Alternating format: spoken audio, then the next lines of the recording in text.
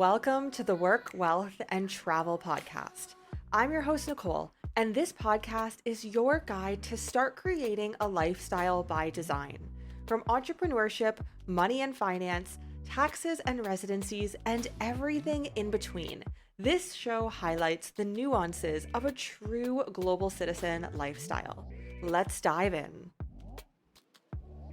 Simone, welcome to the Work, Wealth, and Travel podcast. I'm so looking forward to diving into all things finance and entrepreneurship today. But before we get into it, I would love for you to share a little bit more about your journey, your story, where you started, and how you got to where you are today. Thank you for having me on here too. And I must say, I had a look at your website, and you got me so excited and enthused when you mentioned about different situations you can do with tax and travel, etc. Because it's some of my favorite topics, some of my favorite subjects. So, and I think they're topics that a lot of people ignore. And I think a lot of people ignore and avoid what it is that they could truly be choosing. And for myself, from a really young age, I guess the basis of all my choices was I knew I was different, and I would look outside and be like, this can't be it.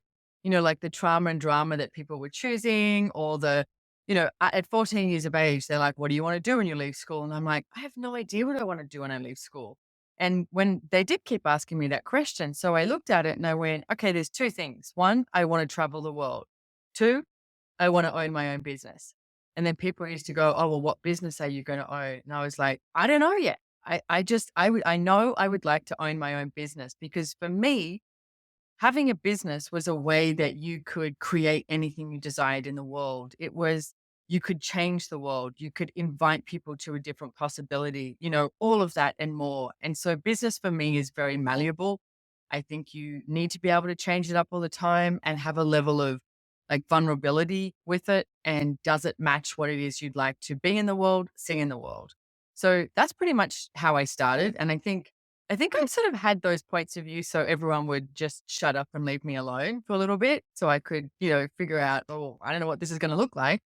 And then I left to go traveling when I was 19, told everyone I was going for 6 months, and ended up staying overseas for about 3 years, and came home, and, my family and friends did that thing of patting me on the back and saying, well, you've got that out of your system now.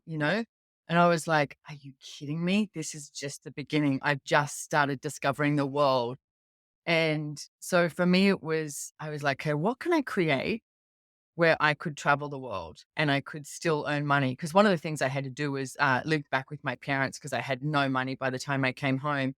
And I went, okay, I don't want to do that. I need to actually make money whilst traveling as well.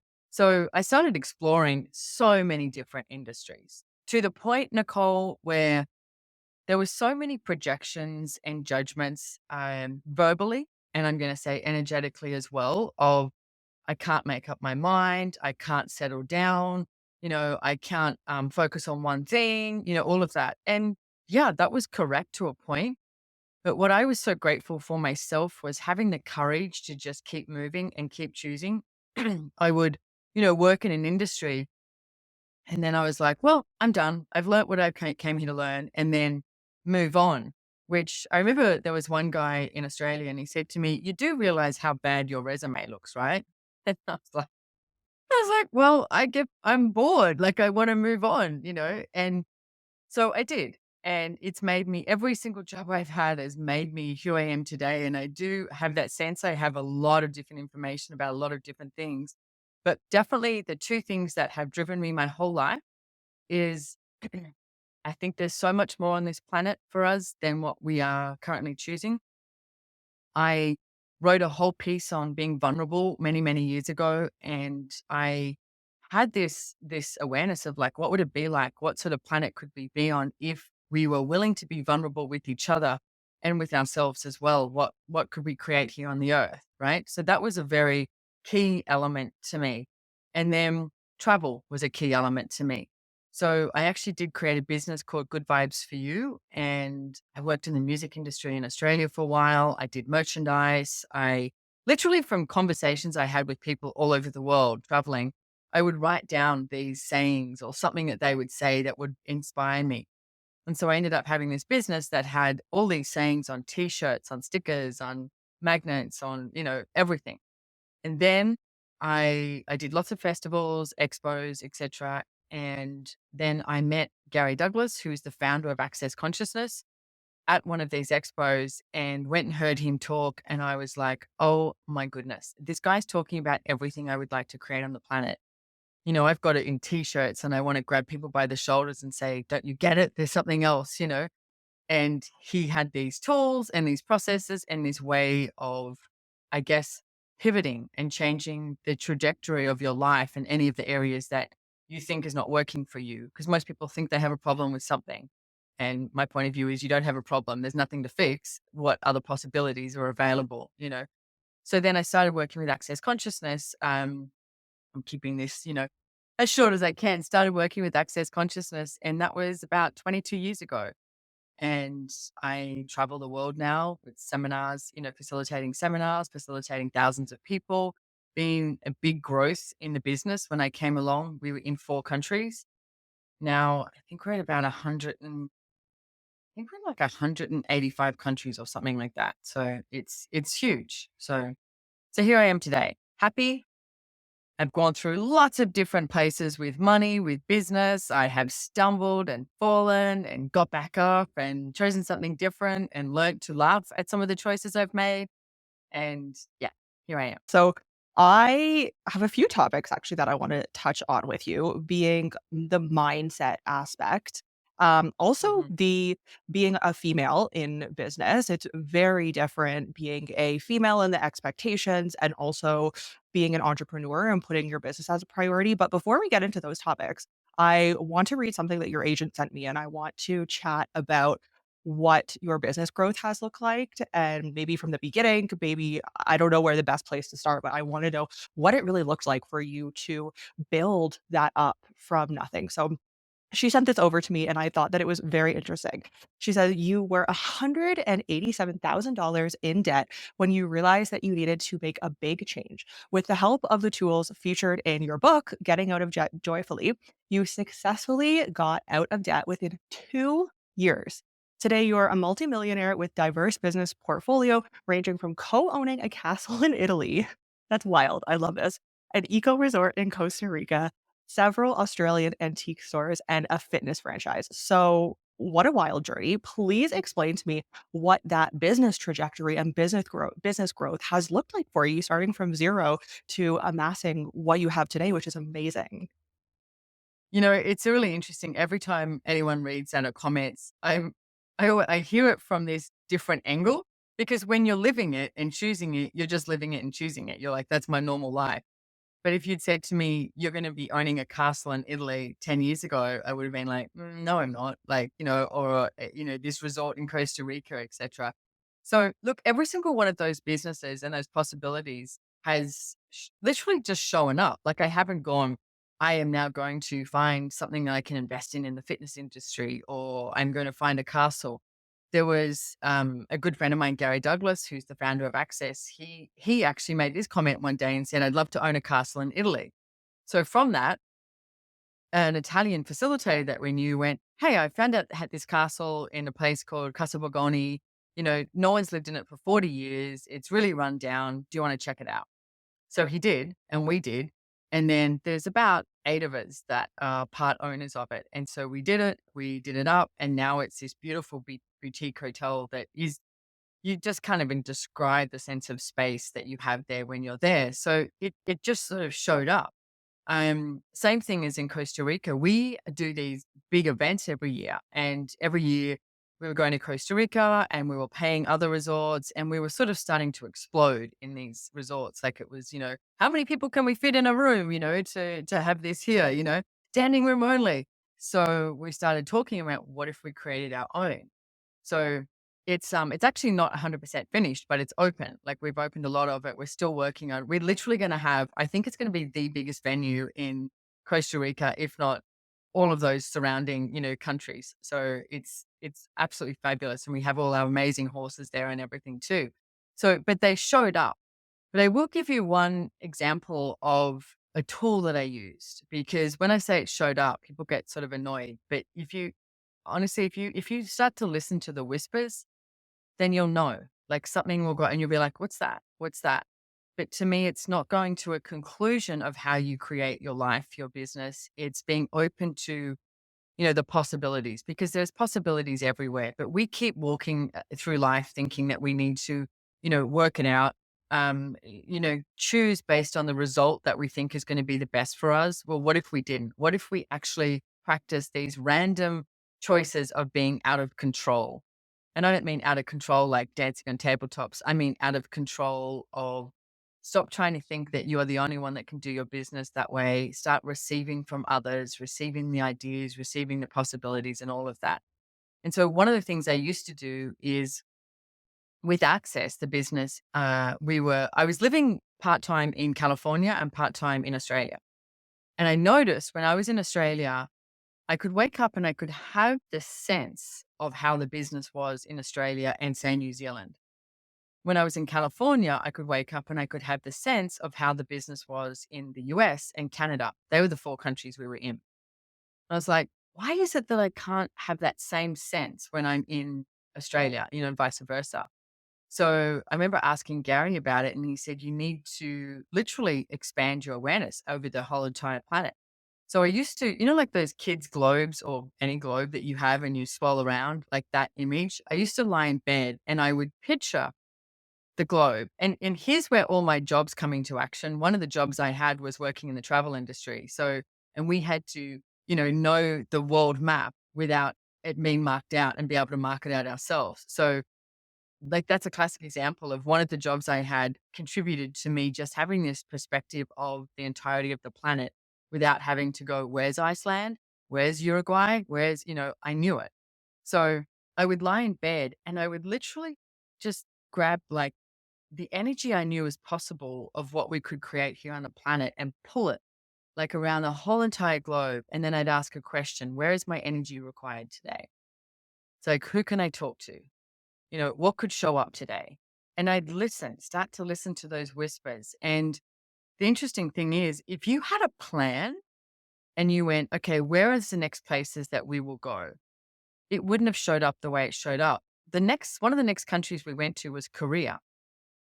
And then the country after that was Italy. It was Korea, Italy, and then the UK. Now, that doesn't make any logical sense.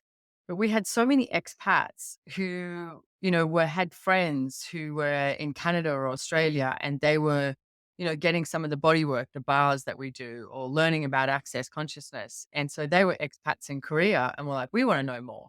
So that's actually where we went, one of the first places we went to, and opened up access there. And then from there, it sort of just kept going and going and going.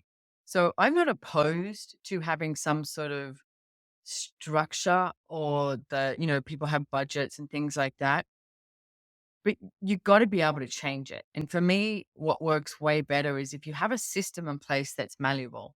So then you can start to listen to what the business is actually telling you, what other possibilities are available, rather than just going, no, this is where we're going. This is where we're going and this is where we're heading. It's like there's so much more that can be created from relaxation and from the ease of choosing. Yeah, I completely agree, and I love that that is your method to the madness in business. And it's funny that you mentioned that because my partner and I, we travel the world full time, and we do something that sounds like very similar. We run our businesses online and we don't plan too far into the future. Of course, I like the spontaneity of it personally, but I also like to keep it open for business opportunities that may come up in another country. We've been in Latin America for the last year and a half, and there's so much opportunity here, but you have to have the flexibility to be able to travel, to go to a different city, to go to a different country. And so for us, we found that that works best. And then we really embrace that. You can choose to embrace the chaos sometimes or resist it. And so that's just part of our lifestyle now. Yeah. Yeah. And I think a lot of people do avoid the chaos, and it's sort of like chaos is a bad word. I'm like, what if chaos is actually a priority? Look, I think there's a balance between chaos and order, but in truth, more chaos, I'd lean into the chaos. So, and really, I mean, I was having a meeting yesterday with some people I work with, and living in Australia is interesting because we work so worldwide. when you wake up in Australia, everyone in America, like, America's is awake. Europe is still awake. So you've got this energy of people going, are you awake yet? Are you awake yet? Are you awake yet? And you wake up and there's threads, there's different platforms. So you could really set yourself every day you wake up on this little bit of a frenzy.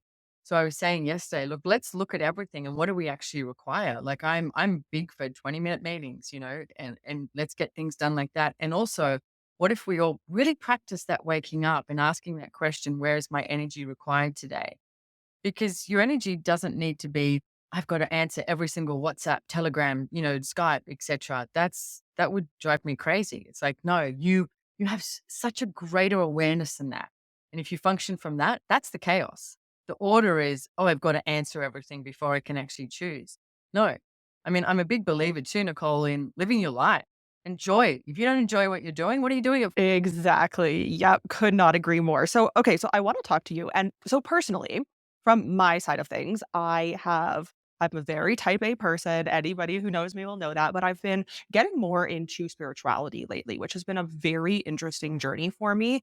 So it sounds like that is something that you have quite a bit of experience in the mindset work and really what has to go on in order to have a successful business that is not just doing the work and doing all of the work all of the time. A lot of it is what is untouchable, unseeable, and it's that mindset piece. So, speak to me a little bit about that and what that has looked like for your business journey. I know that's probably a very all encompassing question, but I'm curious what that has looked like on your end. Yeah, but here's the thing, it's like when you actually instill chaos, it's like you go to the energy of it. And for me, when you asked that question, what came up was something like one of the tools I would use is, you have the periodic chart, right? And it's like this is all energies.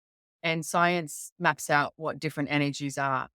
Well, what I'm going to suggest is what if there's also different energies that science hasn't yet, mapped out and put on the periodic chart? And what if they are elementals that are gratitude, joy, ease, you know? So it's like, and what if there's these elementals that you can play with and engage with? And so one of the questions I would ask a lot is, what elementals can I engage with that would allow my business to expand? So if you look at the energy of that, it's like, or allow your money, your wealth to exponentialize by engaging with the elementals. I mean, people throw around the word gratitude all the time. If you're truly functioning from gratitude, if you're functioning from a generosity of spirit, from, having that relaxation in your body and in your business and in your money flows, is more going to show up for you. People go to, oh, this is hard work. And it's like, I'm sorry, I've done the hard work. I've done all of that. And I think that's why I left so many jobs too, because I work a lot. Like I work long hours and I'm constantly doing things. And I don't also do that. People go, oh, I hope you get to have time off. Oh, did you get to have a holiday? And I'm like, a holiday from what? My life is awesome. If I go for a walk on the beach, it's usually those moments that I have these brilliant ideas.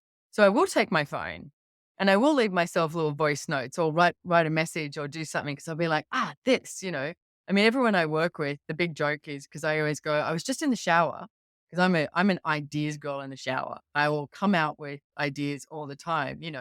So, but you're allowing those energies to contribute to you and your choices. The only way this show grows is if you share the episodes you love and your key takeaways. If you've been loving this show, hit subscribe and leave a 5-star review with your favorite takeaways. We appreciate you, and let's get back into the episode. And if you go back in history, Nicole, before we had, internet, TV and, all the computers and everything like that, that's how they used to function. It was like they would be listening to the earth. They would be listening to, like I said, the whispers. And for me, it's about creating more awareness and more consciousness on the planet. So if you start to listen to that, then what do you know? What are you aware of? I think we know so much more than what we're willing to acknowledge. So if you start to play with those elementals of being just grateful, and people usually say with money as an example, they will bitch and moan about the money that they don't have, rather than what if you flipped it? I don't care if you have $10 and you start being grateful for that $10. Will something different show up? And I knew you mentioned $187,000 in debt. I knew that I had to change something. And I remember reading this quote by Einstein, and he said, doing the same thing and expecting a different result is the sign of insanity. And I was like, I'm doing the same thing and expecting a different result. I'm hoping someone knocks on my door and goes, Simone, don't worry about it. You don't owe all that money. They'll go away. And I realized I have to make a different choice here. This is my life, my choice. So against my I don't know. I'm gonna say against my like I wanted to stay in the same track and have something different, and it wasn't working. So I knew that I had to use these tools. And I was using access consciousness tools, and it was changing my life in every area. And I refused to use them with money until one day I went, "This is ridiculous." So what if I used them? So I used them.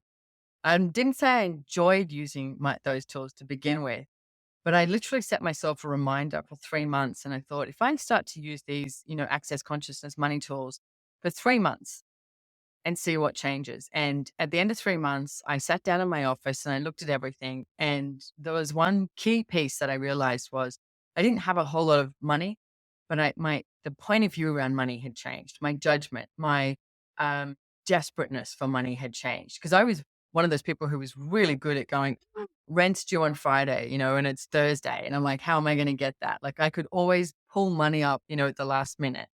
And I noticed that it was such a different energy where I wasn't desperate to find money each week. I actually had money. And I think a lot of people avoid just having money. That's what I found from doing all the classes and seminars that I do. We have these insane points of view that lock us up, something like that. The not willingness to receive. So you would say that if you really had to attribute one thing to your success of getting out of debt and getting your money shit together, it sounds like it would be really doing the work behind it and changing your mindset. Yep. And look, one of the tools I used was because we're so quick to have a point of view, right? So, say you walk past a restaurant and it's a restaurant that looks like it's expensive, and you just so quickly you'll go, oh, that's too expensive. Or you look at a menu and you're asking your body, what would you like to eat and drink? And your body goes, can we get lobster and champagne? And you go, that's too expensive. Or a car drives past and you go, gosh, that car would cost a fortune. Or the other way, you go, God, look how cheap that car is. They must be poor or something. Like we're so quick to have a point of view. And one of the things, Nicole, I realized was I didn't know what my point of view was around money. I realized I was buying my parents' point of view, Australia's point of view, like, where I was born, like the people you surround yourself by, your school, your teachers, everything, that something is too much. In Australia, we have this terrible thing called the tall poppy syndrome. And if you become successful quickly or make too much money quickly, it's called the tall poppy syndrome and you get cut down, you get judged basically. But if you've shown you put in some good hard work, then maybe Australians will be like, she did well. And it's like, it's why? It's like, why would you not be grateful that somebody chose something greater? So you have all these different points of view. So one of the things that I did practice diligently was every single time I noticed any point of view about money came up, I would destroy and uncreate that point of view and ask a question. If I was choosing my financial reality, what would I choose here? What would work for me? And I started to explore what that was for me. Because also we could do that thing of going, oh, you go to the most expensive is the best. Not necessarily. If it wasn't about the money, what would you choose? What are the most comfortable shoes for you to wear? Is it the most expensive or is it the most comfortable pair of shoes? You know, but we get entrained with a point of view. So I realized I had to start asking questions of what is my point of view here? Wow, so interesting. And, in you saying that, for me personally, I think one of the biggest lessons that entrepreneurship has taught me is to change my mindset, and that growth and change is something that's always positive. Whether it's positive, negative, it's still going to be positive for me and my outcome and my mindset in the long run. Maybe we don't see the reasoning now, but in the long run. And I think it's really interesting when I hear other people's perspective. This is not your or I's perspective, but other people's perspective who usually are not running a business for themselves, and the tall poppy syndrome. It's very much so the narrative of why do they have that? Why do they get that? And it's very easy to we're all brought up in cultures where I think it's unfortunately that is the norm.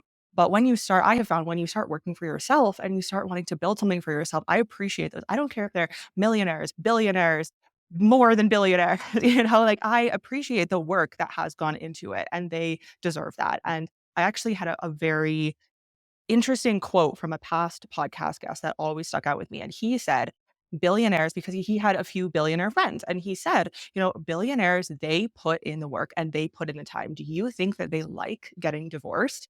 And for me, I was just like, oh, wow. But in order to have that perspective, you have to be around people who are the millionaires, the billionaires, the people who work hard and who Yeah. make big sacrifices, but that a lot of people don't see what those sacrifices are. Yeah. And I think also that with the sacrifices, a lot of the times it's literally having the courage to change, to pivot, Like, I mean, even right now with my business, I was like, something needs to change. And I've been sort of asking questions for the past few weeks and did that thing of going, okay, so what if we fired everyone who would we hire? You know, just energetically so I could look at it. And I realized what I got to for me was I was expecting everybody that I work with to be able to be involved in everything that I was involved in at this like level that I am. I went, that's insane. That's having an expectation of somebody to be, an amazing creative mover when what they're great at is dotting I's and crossing T's. So I realized, okay, Simone, what if you had somebody who worked with you on these projects over here, and then somebody else on another project, somebody else who's doing the back end stuff. And they are all doing that to an extent. But I was sort of going, come on, let's go. And I went, this is sort of unkind to them as well. So I think you need to be successful. You've also really got to have that courage to say, okay, I'm going to pivot. I'm going to change everything, change the trajectory. And where am I heading? And know where you're heading. If you know where you're heading, and it doesn't matter if anyone can come or not, just friggin' go. Yeah, I love that, and that's why I love owning a business, entrepreneurship. You're always learning new things about yourself that who knows Oh, how yeah. otherwise you would find these things out. You really are though. You really are. It's not just like you don't get to avoid anything. Everything is in your face. So one of the tools I would use with that too is because quite often we go to what am I going to lose? Like if I do this, I'm going to lose, or I'll lose this, lose that, lose this. So I started flipping that in the last year and going, what if I never lost anything? What if I always gained? So if I made this choice, what would I gain here? Or when something is frustrating or gut wrenching or something, and you just like, you're like, okay, what am I going to gain with this choice? I love that mindset shift is so important. And like I mentioned, I didn't realize until recently how important the mindset piece of having a successful business is because I'm very good at doing the work and working hard, quote unquote, whatever that may look like for the person. But mindset is such a crucial part of also having a successful business. Yeah, I was just watching on, I think it's on Netflix. And I think in Australia it's called Point Break. It's about all the tennis players. And what I found so interesting with that is they're phenomenal, right? They're phenomenal tennis players. And then they have all these different people within their team. But the one piece I could see that they were falling in is the mental stuff. Like they would let things get to them mentally. And it's interesting because in Access, we have one of our body processes is called the bars. And it's 32 different points on the head. And it like when you start to run them, all you have to do to receive it is lie down, right? And the person who runs bars is touching these 32 different points in your head. And basically, what it starts to do is delete and erase all the different points of view you have around money, control, sadness, joy, aging, sexuality, hopes and dreams, control, healing, like all these different points. And the best way I can describe it, it's like getting, a whiteboard and you just, erasing everything out and then you have this blank slate. So again, you can sort of go, okay, so where am I at with this? And so watching this, I'm like, okay, who can I approach? Who can I meet? And who can I talk to about getting bars into all of the tennis competitions like the Australian Open, the US Open, etc., and having that be available for sports people. So that's something that I actually am looking at in March. I'm going to meet with a few different people and go, what could this look like? But, I have no idea if it's gonna work or not. But if you keep asking and you keep moving forward, then it's like, okay, what could this look like? Who could I meet? And then I met someone the other day who is good friends with an ex, you know, very famous Australian tennis player. And I was like, okay, she said, if you get me something, I can hand it to him and he, might know who to introduce. But that's the way, as you say, like with entrepreneurial stuff, that's the way it has to roll. You have to be willing to knock on doors, ask questions, come up with an idea and keep moving forward and don't negate it. Like if that doesn't work out, okay, but don't go, that didn't work. Maybe that shows up in 5 years' time or 10 years' time or 6 months' time. But you kill those future possibilities by going, oh, well, that didn't work out. That's just based on a judgment on timeline. Yeah. Ooh, yeah, yeah, yes to everything. I love it. And I love your mindset as well. And I find having been an entrepreneur for a while now that I see opportunities everywhere. It sounds like just as you do. Whereas I know before I have worked the 9 to 5 before and I never was looking for opportunities.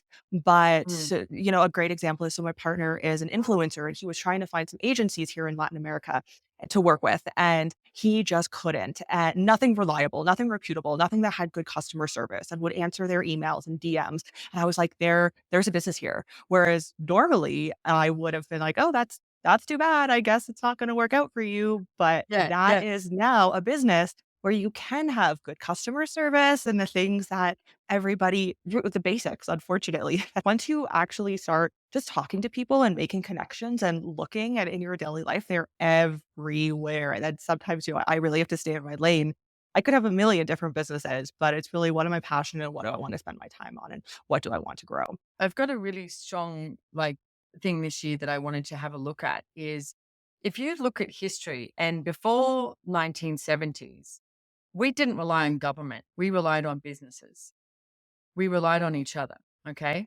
So, and then since the 1970s, we started to rely on governments and we started to, God forbid, trust governments people put all of that. What I would like to do is I would like to empower every single person in the world who has an idea, who has those possibilities to show up, to start choosing that. Because I think we need to create a world that's really different. And if we start creating businesses that are profitable too, like you can have a business that is profitable, it contributes to others, it contributes to the planet, it contributes to you, it contributes to people around you. And you can create those businesses and we can contribute to each other on the planet, I think, like nothing we've ever done before. So that is my target.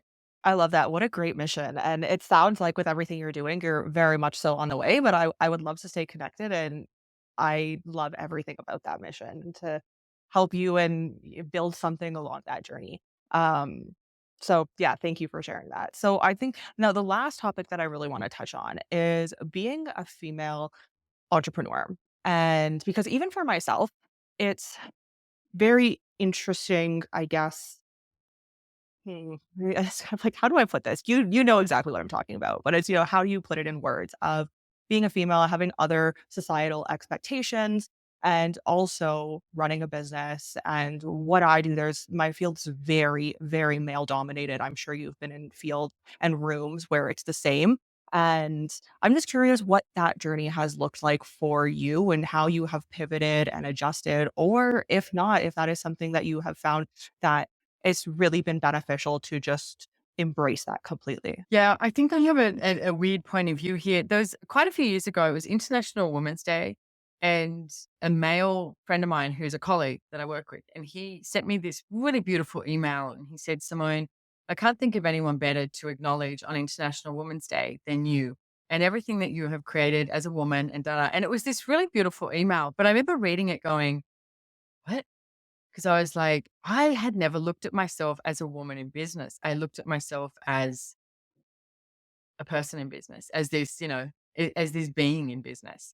So I hadn't actually segregated myself, but I will say there was many different times that I've come across something where you notice the difference and it's palpable. And what I've had to do, so I mean, many, many years ago, I used to import, export, and from India and Nepal, etc. They didn't want to deal with a woman. So I needed to learn how to deal with that and how to not fight it, but work around it. Like even at one stage, I took a male friend of mine with me overseas and it was hilarious because I'd been doing business with these guys for ages. And then all of a sudden, because I had this male friend, they just directed everything at him. But I was like, this is interesting. And instead of taking offense, I was like, how do I change this, or how do I use this to my advantage? So I think it's not about fighting it. It's about knowing that it's a lot of that is based on judgment, and that judgment doesn't have to be real. So how are you going to be and choose in this environment? And I think it really does come down to the person of how you're going to deal with this. And you can even address that. I've done that too, is sort of stating, yeah, I know I'm a woman. Because if you do that, it's like then they have to go, oh yeah, no, no, no, no, no, no, and you're like, okay, and really you can use being a woman to your advantage as well.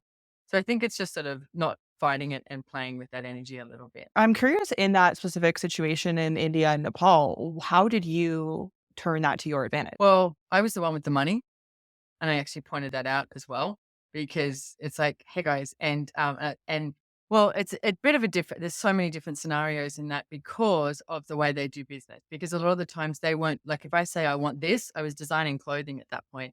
If I want this and they don't have it, they'll tell you they have it, and because they don't want to say no.